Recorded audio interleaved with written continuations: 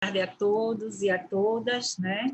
Em nome da FENAJUDE, eu dou as boas-vindas a todos, mais uma vez, para quem estava na parte da manhã e para quem entrou já nesse segundo horário, né, como eu, dizer da alegria de estarmos aqui, que mesmo de forma virtual, mas a gente consegue sentir um pouco dessa energia, né, dessa alegria, desse acolhimento.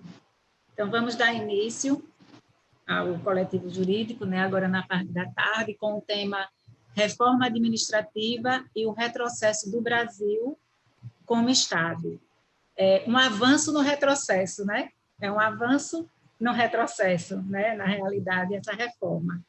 Então, a gente já está aqui conosco a doutora Miriam Belchior, né? O Tiago, doutora Miriam, que é mestra em administração pública e governamental, tem um currículo muito grande, muito vasto, né, muita experiência, mas eu vou resumir um pouquinho, né, porque realmente era muito grande.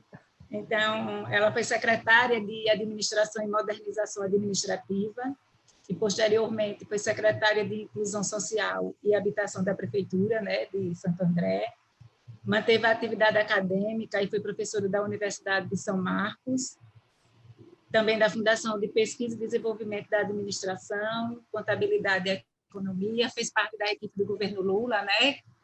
Onde todos sabem, então é um prazer enorme tê-la aqui conosco. O doutor Arão já agradeceu a sua disponibilidade e eu reforço esse agradecimento, esse privilégio nosso de a termos aqui nessa tarde, né? Tiago também, Tiago Rodaparte, mestre em economia, né, do Departamento Intersindical de Estatística e Estudos Socioeconômicos do DIEESE. Seja bem-vindo, Tiago. É uma alegria também tê-lo aqui conosco, né? É um privilégio também para nós falar desse tema tão importante, né, e tão atual, principalmente para nós, servidores públicos.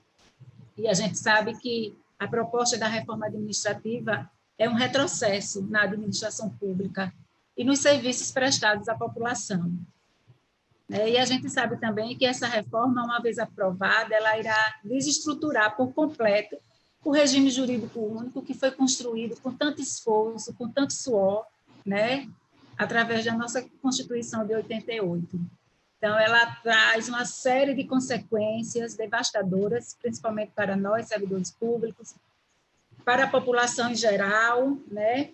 Praticamente acabando com o ingresso no serviço público, acabando com a carreira e preparando o Brasil para um novo modelo de gestão do serviço público, um novo modelo de retrocesso, né? De retrocesso não só de 88 para cá, mas eu diria até de 100 anos para cá.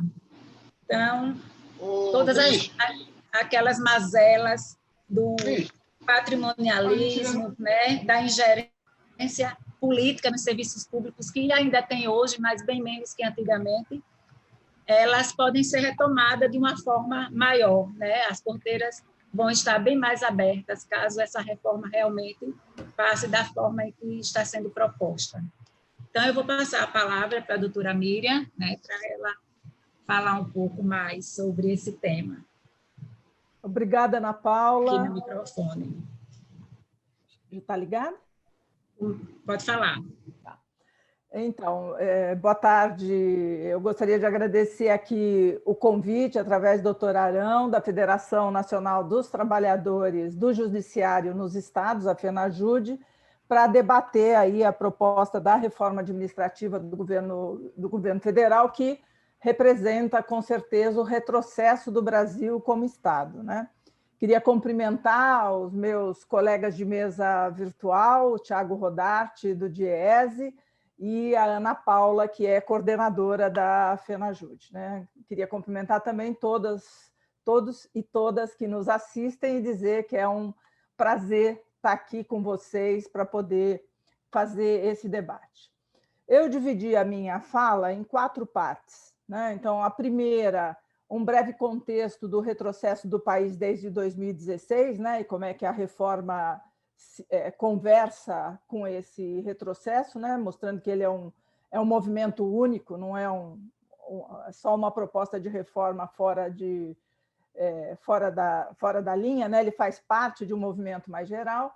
Uma segunda parte relativa a qual é a reforma do Estado que o Brasil precisa, do meu ponto de vista. A terceira parte é falar um pouco, porque eu acho que é necessário trazer dados da realidade a respeito dos servidores, porque há uma estratégia de demonização, né, dos servidores públicos para justificar a emenda constitucional 32, que eles chamam de reforma administrativa, e a última parte é por que a PEC 32 não é a reforma administrativa que o Brasil precisa. Então, entrando mais diretamente no conteúdo da reforma. Então, vamos lá. Primeira parte aí, o contexto de retrocesso desde 2016. Eu sei que de manhã vocês já tiveram a oportunidade de ouvir e debater com o professor José Sérgio Gabrielli o retrocesso social e econômico do Brasil no último período. Por essa razão, eu vou fazer uma breve contextualização da reforma administrativa como parte de um conjunto mais amplo de medidas adotadas no âmbito de uma agenda neoliberal que se desenvolve no Brasil após o golpe travestido de impeachment, né, de 2016. Desde então, desde 2016, a lógica do Estado indutor do desenvolvimento sustentável, que estava em vigor até 2016, né, esteve em vigor entre 2003 e 2016, foi substituída pela lógica neoliberal de desmonte do Estado e de retirada de direitos dos brasileiros. E, além disso, né, ainda se somaram ataques permanentes à nossa democracia. Então, é nesse contexto geral que o Brasil vive hoje, né? A emenda constitucional 95, a emenda do teto de gastos, reduziu brutalmente os recursos públicos para as políticas públicas, tirando do Estado a sua capacidade de assegurar direitos e garantias fundamentais por meio das políticas públicas. As reformas trabalhistas retiraram direitos e renda da população. A reforma da Previdência também implicou perda de renda para os que se aposentam desde então. O próximo alvo é o funcionalismo público com a reforma administrativa, que nós poderíamos até chamar de a reforma, entre aspas, aí, né, a reforma trabalhista dos servidores públicos. Aquilo que foi feito por privado se avança agora para o setor público, né? E o resultado dessa política ultraliberal é a mais longa recuperação econômica da nossa história, mesmo antes dos efeitos brutais da pandemia, né? Então, a gente já vinha nessa mais longa recuperação econômica, a precarização do mercado de trabalho, recorde de desemprego e informalidade, o aumento da desigualdade, a volta do Brasil ao mapa da fome da ONU, enfim, a revisão do Pacto Social feito na Constituição de 88, que garante direitos fundamentais à população. Além disso, né, passos crescentes em direção ao estado de exceção, que vem enfraquecendo as instituições, deslegitimando a política e ressuscitando o fantasma da ruptura do regime democrático. Ou seja, é uma situação bastante difícil, né? E a PEC 32 se junta a várias outras medidas de destruição do Estado, como, por exemplo, o chamado Plano Mais Brasil, né, constituído aí de 3 PECs. A PEC emergencial, a 186, que veta aumento e reajuste de salários, a realização de concurso, qualquer reestruturação nas carreiras, determina a redução da jornada de trabalho de salários do funcionalismo em 25%, quando as despesas se aproximarem aí do teto de gastos definidos na emenda 95. A PEC 187, que radicaliza o espírito da EC 95, podendo pôr fim a 248 fundos públicos, além de desvincular receitas. E a terceira, a PEC do Pacto Federativo, que define a dívida pública como âncora fiscal, isto é, todos os direitos sociais estão subordinados ao critério fiscal. Então, esse é o contexto dentro do qual se inscreve essa proposta de reforma administrativa. Ela não é um ponto fora da curva, né? Ela faz parte de todo esse esse conjunto de medidas que tem todos o mesmo objetivo, já vou falar disso na sequência. Então, eu passo aqui para a segunda parte da minha fala, que é qual a reforma do Estado que o Brasil precisa, né? Eu acho que o Brasil precisa de uma reforma administrativa, mas para quê? Para fortalecer o Estado brasileiro, tornando-o capaz de promover a redução das desigualdades sociais e regionais do país e garantir os direitos da população prestando bons serviços. É uma reforma voltada à racionalização da estrutura estatal, a melhoria do desempenho institucional do setor público, medido não apenas pela eficiência do gasto público, mas principalmente pelos critérios de eficácia e efetividade da ação pública. A população não tem uma boa imagem do serviço público, a gente sabe disso muito bem. A gente também é cidadão, eu não sou servidora pública, mas servidor público também é cidadão e sabe as dificuldades de prestação de serviços do setor público. Mas eu acredito que é possível melhorar e ter um Estado a serviço da população, a serviço do cidadão, né? E não do contribuinte, do cidadão. O que a população quer é saúde e educação de qualidade, agilidade administrativa, enfim, usufruir de seus direitos e ter melhores serviços. Além disso, a sociedade muda, a tecnologia evolui, o mundo se transforma e é incontornável a necessidade de aperfeiçoar o funcionamento do Estado. E para isso é necessário digitalização maciça, desburocratizar os serviços públicos, utilização ética dos dados e da inteligência artificial, sob supervisão humana, enfim, tem muito o que fazer. Por isso, a reforma do serviço público é muito necessária, da mesma forma que é urgente pôr fim aos privilégios e criar regras que garantam a transparência da administração pública e seu controle social. Tudo isso faz parte do que eu acredito que seja importante fazer como uma reforma do Estado, ou uma reforma administrativa, como se queira chamar. Para mim, é evidente que é necessário discutir a avaliação de desempenho dos servidores com mais seriedade do que a gente tem hoje.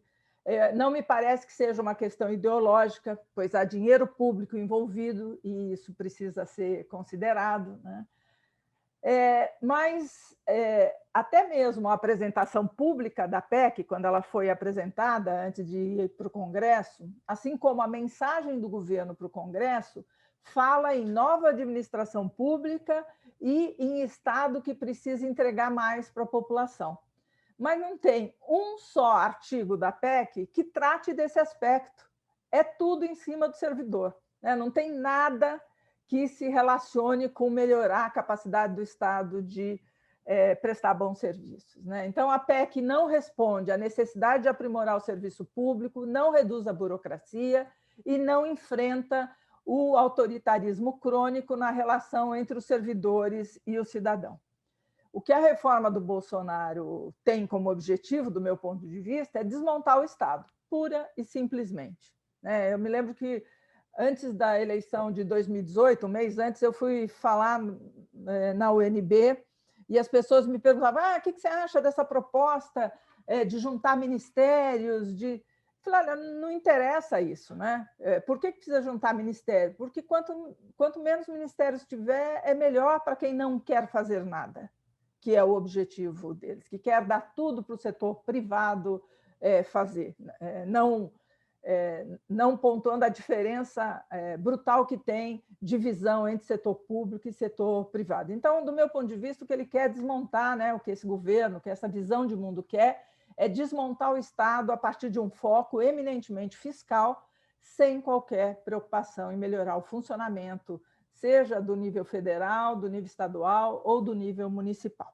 Então, esse, para mim, é preciso, sim, reforma do Estado, eu prefiro chamar de reforma do Estado, com essa lógica de melhorar a capacidade do Estado de garantir direitos e prestar bons serviços, mas não é esse o objetivo da reforma do Bolsonaro. Indo para a terceira parte, né, que é essa estratégia de demonização dos servidores públicos para justificar a emenda constitucional de 32, ou seja, como eu quero desmontar o Estado, eu preciso ter algumas justificativas, né? Então, o tratamento dado aos servidores por esse governo é assintoso, né? O ministro da Economia, que é o responsável pela política de pessoas do governo federal, né? Nada mais, nada menos, né? Já chamou os servidores de parasitas e disse que já botamos a granada no bolso do inimigo. Isso diz bem da atitude desse governo em relação aos servidores públicos federais e não só dos federais, mas de todo o conjunto de servidores públicos, né? O governo, além de não visar a melhoria de capacidade do Estado em prover serviços de qualidade, faz a defesa da PEC 32, demonizando os servidores públicos e distorcendo e sonegando informações relacionadas a eles, né? Por isso eu resolvi fazer esse item aqui, porque eu acho que é importante esclarecer a verdade sobre a quantidade de servidores, a remuneração dos servidores, assim como o gasto com o pessoal, que tem muita bobagem sendo dita, e bobagem não porque as pessoas não sabem que é bobagem porque as pessoas querem enganar a população. Mau caratismo. Querem enganar a população sobre a situação real dos servidores públicos no país, né? Então, primeiro, sobre a quantidade de servidores públicos, né? Entre 86, um pouquinho antes da Constituição, né, de 88, e 2017, o número de servidores no Brasil mais do que dobrou. Foi de 5,1 milhões para 11 milhões e meio, né? Um pouquinho mais do que o dobro.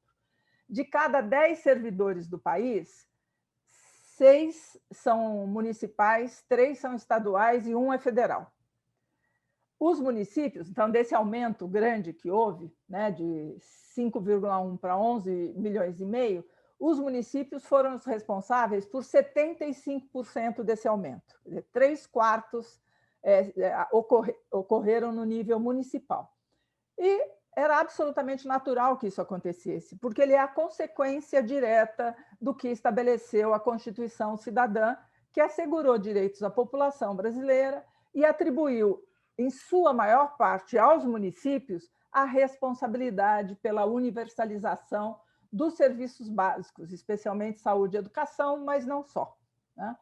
Então, é natural que tenha havido esse aumento de servidores, que ele tenha se concentrado no nível municipal. E os dados confirmam isso. 1/3 dos servidores públicos são da área de saúde e educação.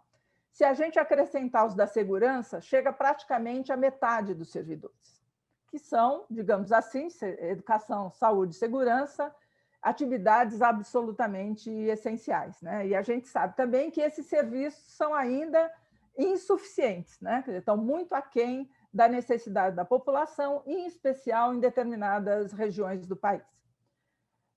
No caso federal, entre 2003 e 2015, foram contratados 276 mil servidores, né? Saiu de 1 milhão, foi para 1 milhão e 200. 60% deles foram para a área de educação, né? O que mostra bem essa lógica de prestação de serviços do Estado brasileiro. E isso aconteceu para dar conta, né, da enorme expansão das universidades e institutos federais que foi feita em todo o país. Hoje, todos os estados brasileiros têm universidade federal, e têm universidade federal não só na capital, ou os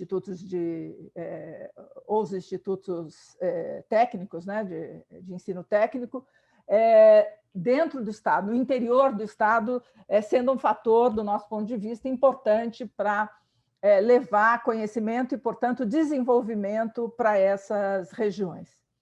Mas mesmo com esse, é um enorme crescimento, né? Mais que dobrou, ele reflete a Constituição de 88, mas mesmo com esse grande crescimento, o Estado brasileiro não é inchado, diferente do argumento que se coloca normalmente. Então, quem vê, dobrou, nossa, que absurdo dobrar, né? Então, vamos lá, né? Segundo o estudo do Banco Mundial de 2017, se eu considerar a proporção de servidores em relação à população do Brasil, isso dá, quer dizer, os servidores são 5,4% da população brasileira. Se eu pegar os países do OCDE, é quase o dobro, 9,5%. Nos Estados Unidos é 7,3%, e na América Latina é 4,4%, um pouco abaixo só.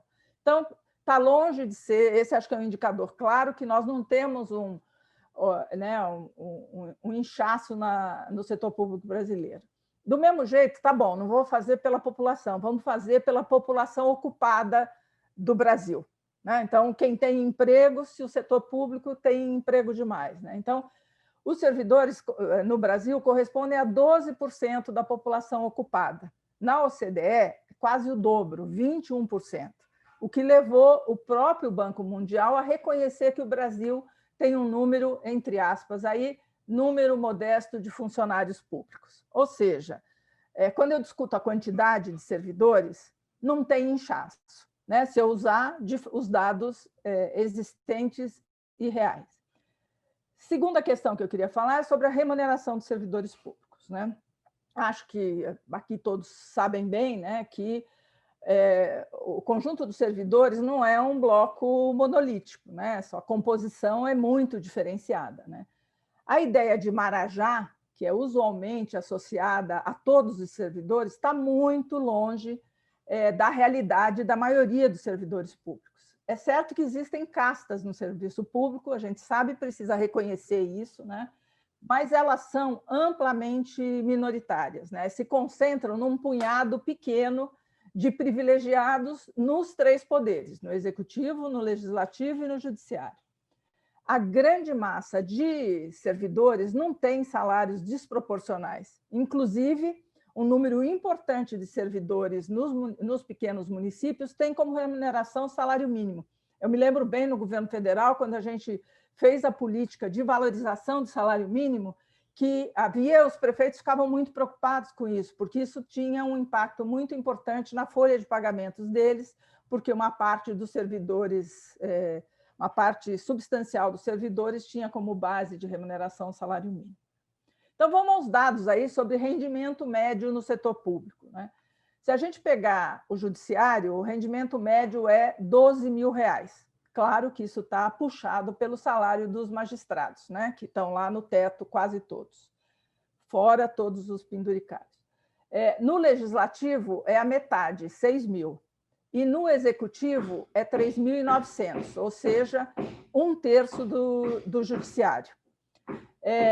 Mesmo dentro do executivo, tem diferença entre os vários níveis de governo, né? No nível municipal, R$2.900, no estadual é 4.600 e no federal é 8.500. Quer dizer, quase 3 vezes, claro, quase 3 vezes o rendimento médio nos municípios, puxado também por algumas poucas carreiras, assim como no judiciário.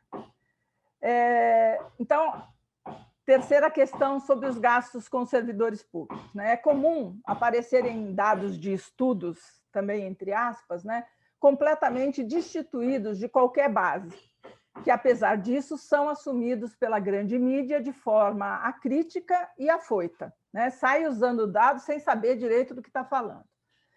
Por exemplo, há não muito tempo, saiu um estudo que comparava os dados do Brasil, os dados de servidores ativos mais aposentados, e comparava com os dados de outros países sem os aposentados. É a mesma coisa que comparar banana com laranja, né? Segundo o IPEA, comparando laranja com laranja, né, a despesa com pessoal em todos os entes da federação em relação ao PIB era de 9,6% em 2006 e passou a 10,5% em 2017. Ou seja, não houve nenhum descontrole de gastos, ainda mais considerando que o PIB caiu no último período e, portanto, é natural que aumente esse percentual. Deixa eu perguntar uma coisa para vocês. Então, a bateção aqui no vizinho está interferindo, não? Não, está interferindo, não. Então tá bom. Tá bom. No lançamento da proposta da reforma, o governo mentiu deslavadamente sobre o aumento do salário dos servidores federais, apresentando dados de crescimento sem descontar a inflação. Então, eles disseram que os servidores federais tiveram 145% de aumento em 12 anos, né? Parece um número enorme, só que é meia verdade, né? Porque não descontaram a inflação. O correto, né, para não ter esse tipo de de deslocamento, né, sem considerar a inflação, deveria se apresentar a despesa como um percentual do PIB, né, que tem se mantido estável em torno de 5%. Não passa muito e não fica muito abaixo de 5%. Ou seja, não tem um descontrole nos gastos com o pessoal, nem no Brasil, nem no governo federal. Vou, então, para a última parte aqui da minha fala, que a emenda constitucional não é a reforma administrativa que o Brasil precisa, né? A reforma não vai melhorar em nada o desempenho do Estado, a sua relação com a sociedade, nem ampliar a cobertura das políticas sociais, nem diminuir desigualdade. Ele não consegue dar conta de nenhuma desses objetivos. Pelo contrário, ele vai precarizar ainda mais os serviços públicos para a população que ainda não tem suas demandas devidamente atendidas. Para mim, a proposta central é retirar o Estado das políticas públicas, né? E aí eu queria destacar 5 elementos principais que eu acho que é importante discutir sobre o que está sendo proposto pelo governo, né? Primeira delas é a subordinação do público ao privado, né? O artigo 37 da Constituição estabelece os princípios que a administração pública obedecerá, então, a legalidade, a impessoalidade, a moralidade, a publicidade e a eficiência. A PEC 32 propõe adicionar o princípio da subsidiariedade, que foi discutido e descartado durante os trabalhos da Assembleia Nacional Constituinte de 88. A adoção desse novo princípio implicaria numa profunda limitação da intervenção estatal. O Estado passaria a ser auxiliar do setor privado, destinado apenas a suprir a iniciativa privada em suas deficiências e carências, só substituindo excepcionalmente, né? A atuação do Estado seria a exceção e não a regra. Essa medida, do meu ponto de vista, fere de morte as bases sobre as quais nossa Constituição foi construída, que é a prestação pelo Estado, de forma universal, dos direitos básicos de saúde, educação, assistência, previdência, trabalho e outros, inspirado nos estados de bem-estar social europeus. Não é à toa que ela foi chamada de Constituição Cidadã. E eu acho que é muito importante lembrar que a atual Constituição do Chile, oriunda do período Pinochet, da ditadura militar, apresenta esse princípio que foi a base da privatização da previdência, da saúde, da educação, entre outras áreas naquele país. Em 25 de outubro agora, todos sabem, acho eu, o povo chileno decidiu, por amplíssima maioria, fazer uma nova Constituição. E o maior foco de mobilização da sociedade chilena é exatamente a questão da subsidiariedade, né, que deixou milhões de chilenos sem proteção social. Do meu ponto de vista, esse é o principal problema da emenda constitucional 32. Todos os outros decorrem dele, né? Acho que ele é o central, porque é cravar uma estaca no coração da Constituição de 88 e de uma visão de mundo de que o Estado está aí para reduzir desigualdades econômicas, sociais, enfim. Segundo elemento que eu queria destacar na reforma é que ela é uma PEC covarde, elitista e mentirosa, né? A proposta é covarde e elitista porque ela se apresenta como sendo contra privilégios, mas ela atinge os servidores civis de todos os níveis de governo, cuja grande maioria não ganha salário grande demais, né? E muitos deles, como eu já disse, ganham salário mínimo. E protege a maioria dos detentores de altos salários e mordomias. Os militares, os juízes, os promotores e procuradores do Ministério Público. Esses ficaram protegidos da EC 32. Ela é covarde e mentirosa porque ela usa a falácia de que o executivo não poderia propor mudança para os outros poderes. Muito estranho, porque eles não usaram esse falso argumento quando enviaram a proposta de reforma previdenciária que atingia todos os poderes. É muita cara de pau usar esse argumento. Dessa forma, juízes, promotores e procuradores foram preservados, com manutenção de férias de 2 meses, gratificações de substituições e os diversos penduricalhos extrateto, mantendo aí altíssimos rendimentos, né?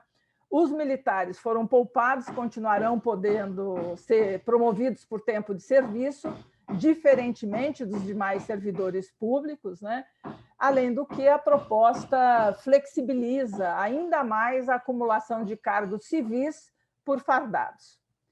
Mesmo entre os servidores civis, há uma distinção, né? A PEC exclui os servidores com vínculos típicos de Estado da redução de jornada com redução de salário, né? Então, até entre os civis tem diferença.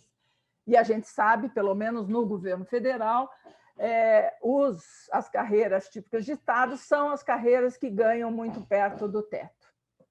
Terceiro elemento que eu queria discutir da reforma, né? Porque ela não é a reforma que o país precisa, né? A PEC substitui o regime jurídico único por novas modalidades de contratação, né? A aprovação da PEC retiraria a estabilidade da maior parte dos novos servidores públicos, né? Criando 5 novos tipos de vínculos, né? Só um deles, os típicos de Estado, manteriam a prerrogativa de estabilidade e seriam selecionados por concurso público. Afora a perda de direitos decorrentes da extinção do regime jurídico único, essa multiplicidade de tipos de cargos, regidos por regras diferentes, tornaria a gestão de pessoal inadministrável, né? E um outro elemento fundamental que a Thiago pode discutir melhor é que a representação sindical ficaria muito prejudicada por esse estilhaçamento de cargos e carreiras. Além disso, né, os cargos típicos de Estado seriam definidos por uma lei complementar federal mais adiante, o que com certeza provocaria uma guerra entre as carreiras para poder garantir a estabilidade, né? Porque essa não é uma definição simples, né? Não é um conceito aplicável facilmente. Veja o que aconteceu quando o governo federal, depois de muita pressão, resolveu apoiar estados e municípios e proibiu aumento de salário para os servidores em contrapartida, servidores estaduais, né? Houve algumas exceções, foi uma guerra, porque todo mundo queria ser exceção. Processo semelhante vai acontecer aqui, e eu queria saber como é que nós vamos definir se auditor, por exemplo, né, se auditor, médico e professor que existe na iniciativa privada, se eles poderão ser considerados como típicos de Estado, né? Então, acho que esse é um outro problema aí. O abandono do concurso público, né, com esse abandono, que é o que se faz com essa multiplicidade de vínculos, né, a reforma adota aí um modelo de contratação que vigorou no pré-Constituição e é típico da República Velha, né, quando os gestores tinham liberdade para contratar sem concurso público. Eu sei que vai ter lá uma seleção pública, mas não é a mesma coisa, né? Nós vamos jogar fora um patrimônio institucional conquistado a partir da Constituição de 88, que demorou muitos anos para ser construído, né? Quer dizer, de quebrar uma lógica muito enraizada no Estado brasileiro, né? Então, nós vamos trocar uma seleção impessoal baseada na qualificação por apadrinhamento e favores eleitorais, né? Eu acho que é uma perda gigante para o Estado brasileiro, né?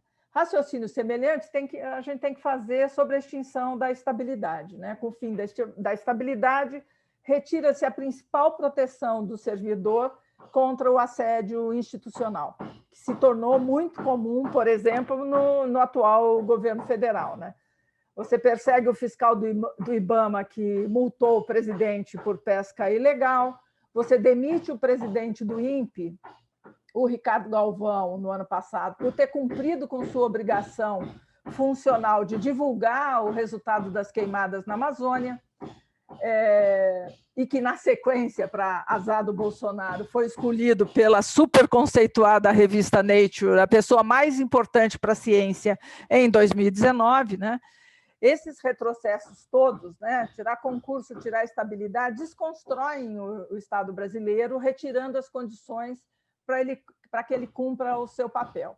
Acredito que esse seja o real interesse do atual governo. Quarta questão em relação à reforma. essa é uma PEC autoritária, né? A aprovação da PEC retiraria atribuições do Congresso e de estados e municípios, concentrando poderes no Executivo Federal. Hoje, o Congresso tem a atribuição de aprovar a criação, fusão ou extinção de órgãos e cargos. Com a PEC, essa atribuição passaria a ser feita por decreto pelo presidente da República, quando não implicasse em aumento de despesa. Essa medida, por exemplo, daria guarida ao ato de extinção dos diversos conselhos que foram extintos pelo atual governo, mas que o STF mandou voltar atrás, né? Também seria possível, por exemplo, fundir o Instituto Chico Mendes ao IBAMA sem debate público e sem ouvir o Congresso, que a gente sabe que é uma das coisas que o governo quer. Permitiria que a Fiocruz, que é responsável aí pelos combates à epidemia, a produção de vacinas, que é central, né, na orientação frente à pandemia do coronavírus, fosse extinta por um ato presidencial, visto que a Fiocruz mantém os pés fincados na ciência e defendendo a saúde do povo brasileiro, coisa que o presidente já deixou há muito de fazer. O mesmo pode acontecer com as universidades e os institutos federais, que poderão ser fechados por uma canetada, né? Isso tudo em tempos de governo que nega a ciência, que desautoriza a fiscalização do meio ambiente, que acusa as universidades federais de serem centros de balbúrdia. Tal proposição, do meu ponto de vista, é um risco que o país não pode correr. A confirmação da PEC também permitiria que os órgãos que adotassem o mecanismo de contratos de gestão pudessem apresentar um orçamento global, sem detalhar o tipo de despesa que ele vai fazer. É um verdadeiro cheque em branco que retiraria do Congresso a atribuição de discutir como são as despesas dos órgãos. A reforma também prevê criar diretrizes gerais para a gestão de pessoas em todos os entes federados, através de um projeto de lei complementar federal. Com isso, estados e municípios deixariam de legislar livremente sobre esse assunto. Eu acredito que essas medidas, né, representam bem o viés autoritário do atual governo, que tem gerado, entre outras consequências, a forte judicialização das políticas públicas no país. Quinta e última questão em relação à reforma, né? É uma reforma que joga para a torcida, né? Além dela não mexer nos verdadeiros privilegiados do setor público, a PEC, que é onde deveria mexer, né? A PEC traz vários dispositivos que não seria necessário constitucionalizar. Boa parte deles já estão regulados em lei, não há por que constitucionalizar. A proposta também acaba com coisa que não existe mais, né? Então, eles acabam com o que já não existe. Um exemplo disso é a proposta de extinção da aposentadoria compulsória como punição, que já foi constitucionalizada em 19 com a reforma da Previdência. Para terminar, me parece que a reforma proposta não apresenta os caminhos para o aperfeiçoamento do funcionamento do setor público que ele precisa e tira direitos dos servidores e provoca prejuízos profundos à população brasileira, né? Eu considero que os direitos legítimos dos servidores públicos precisam ser preservados, mas acredito também que a gente não pode se alinhar ao corporativismo puro e simples dos que defendem privilégios incompatíveis com a realidade brasileira. É um grupo pequeno, né? É um grupo pequeno, mas que eu não me considero, eu não estou do lado desse grupo pequeno. Eu espero, sinceramente, que o Congresso Nacional, capitaneado aí pelas oposições, defenda os princípios da Constituição de 88 e impeça a incapacidade desse governo de enfrentar os reais problemas do Estado brasileiro, não deixando também que as castas privilegiadas do setor público fiquem intocadas, né? Assim como o governo também faz com a reforma tributária, em que ele não propõe cobrar impostos de quem tem muito para garantir a isenção dos mais pobres. É essa a lógica do governo, não é atender quem precisa, é manter privilégios, é acabar com o Estado brasileiro. É isso que eu queria falar. Muito obrigada.